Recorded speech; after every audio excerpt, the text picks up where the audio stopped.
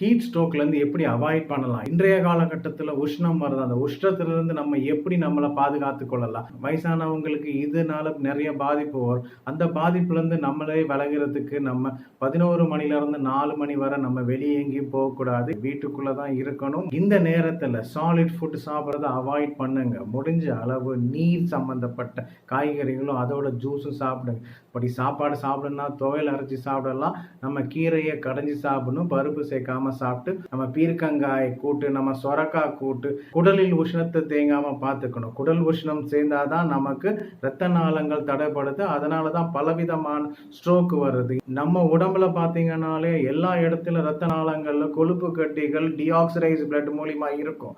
அது இந்த உஷ்ண காலத்துல அஃபெக்ட் ஆகி அவங்களுக்கு திடீர்னு பாதிப்பு வரும். அதனால இந்த குளிர்ச்சி சம்பந்தப்பட்ட பொருட்களை சாப்பிட்டுட்டு இந்த ஹீட் ஸ்ட்ரோக்ல இருந்து நம்ம நல்லா வாழலாம்.